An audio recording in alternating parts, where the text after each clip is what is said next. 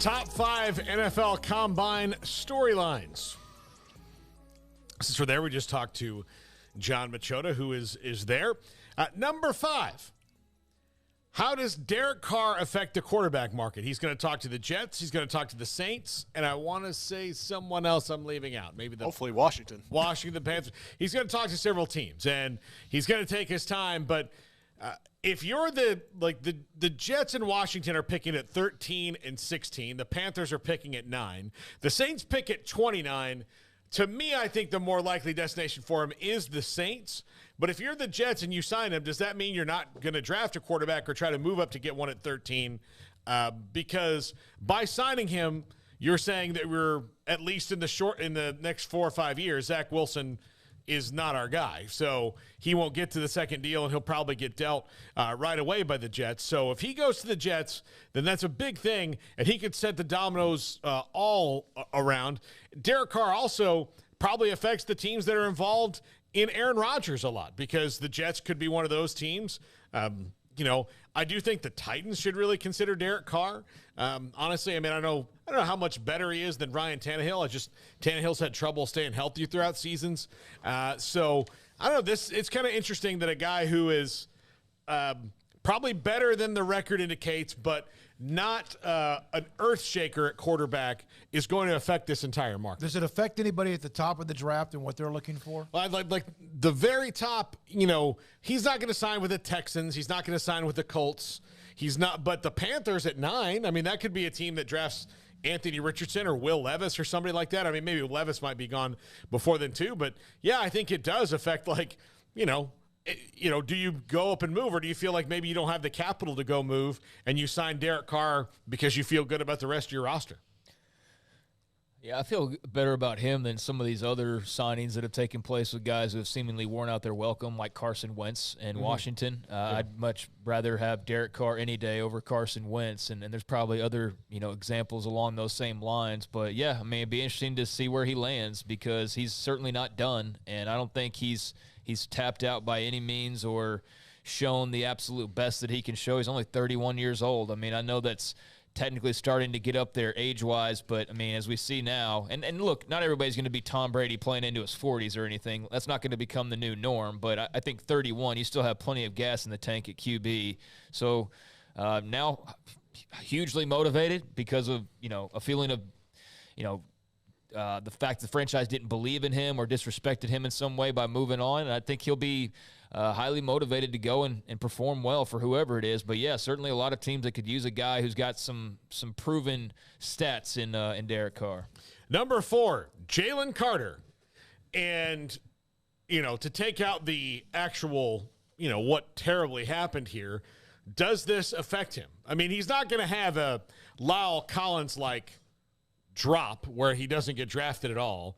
And that might have been the most unfortunate one ever, where a couple days before the draft, a girl who had a number in Lyle Collins' number was one of the last 10 people she called in her phone, was murdered, and he was somehow indicated in that, even though he had nothing to do with it.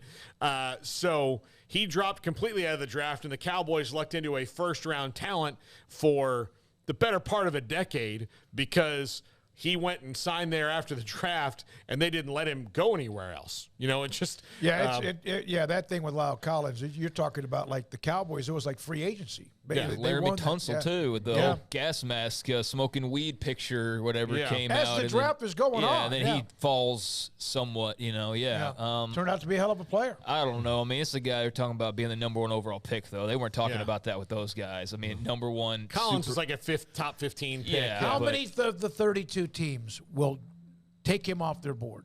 None. Oh, I don't think a single one. This is the NFL we're talking about. What did he board, do? But yeah. I didn't say 29 of them. I just said how many. I bet there's probably a handful. Yeah, I don't think there's a single one that would not draft Until all of a sudden Jalen he's Carter. still there, and they're time for them to pick. I don't think there's a single one that wouldn't draft him. The only reason they wouldn't draft him is because they don't need him specifically at that position at that time in the first round. They just have a greater need. But, we're talking about the same league that, all 32 teams have at some point or time or currently employ a guy who's been involved in something, and in some cases flaunt it.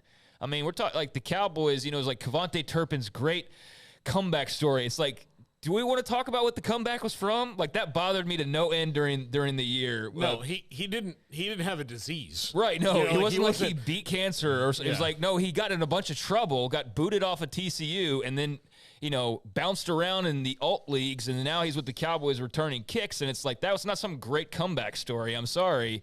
But, there's guys who have found trouble, who have found themselves in the league with no problems whatsoever, and I think Jalen Carter is undoubtedly one of those guys, and if he falls, it'll be like a pick or two, unless there is some evidence that shows there's just hugely – I mean, there's already reckless behavior, obviously, because of just the situation itself, but I don't know. I feel like there would have to be some huge smoking guns coming out of the rest of the reporting involving him directly that would – just force you to have to remove him. Todd McShay from ESPN, and again, people defend, he had mentioned that there were some character issues. Bruce Feldman of theathletic.com ran a huge story about the kind of person he's been. That doesn't mean you still can't have character issues. Sure. But it has number 4. Okay. Well, he has judgment issues. We know that. Yeah, that's for sure. That sometimes it doesn't completely reflect on character. It just he has judgment issues. Number 3, what teams might want a quarterback that we aren't thinking about?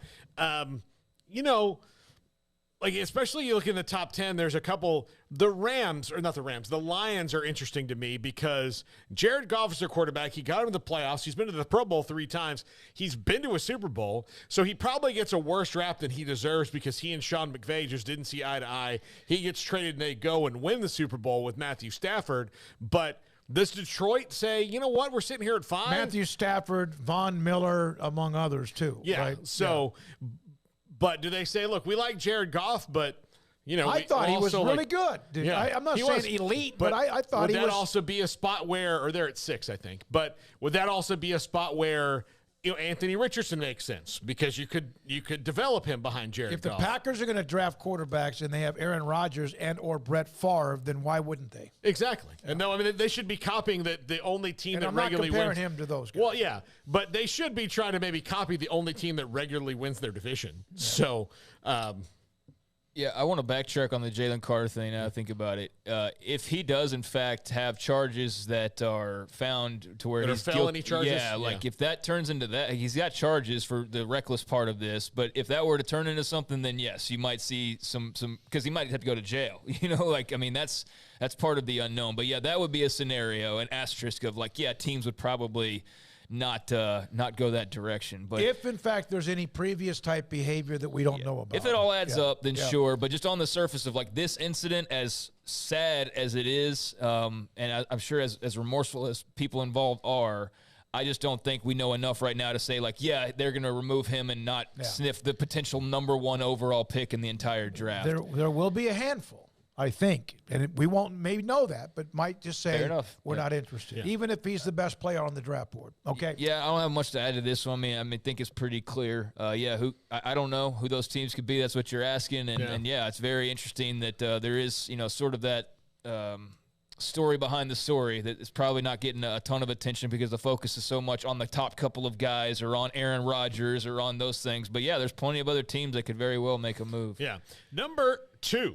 What other roster moves are on the way? Are we going to find out soon what Aaron Rodgers' decision is? Are the Ravens going to get Lamar Jackson done?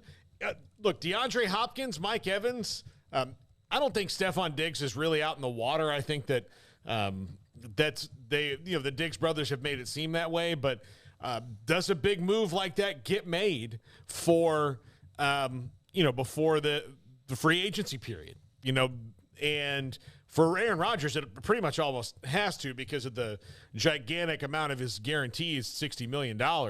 And for the Ravens, you'd want it to for Lamar Jackson. But there's guys who are getting released. Does Zeke Elliott happen before all of this? Leonard Fournette just got released by the Bucs, which he said was at his request, and they're moving on. The Bucs are in an interesting transitional period. So what else do they do? Do they do something with Chris Godwin as well? They've got some valuable pieces that now that Tom Brady's not there and they don't really know what their future at quarterback is, and they're picking 19th because of that, what do they do?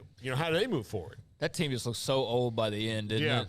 The Bucs, they just look so old by the end of that run. But yeah, there's a lot to figure out for everybody out there, and you laid out a bunch of the questions there, but it's a fascinating time period. I mean, how teams regroup, restructure, reload, rebuild, revamp, remix, whatever you want to phrase it as. New coaches in the league as well. I'm very keen on this Aaron Rodgers thing because it seems like something has to give at this point in time, and maybe that's just him remaining where he has been.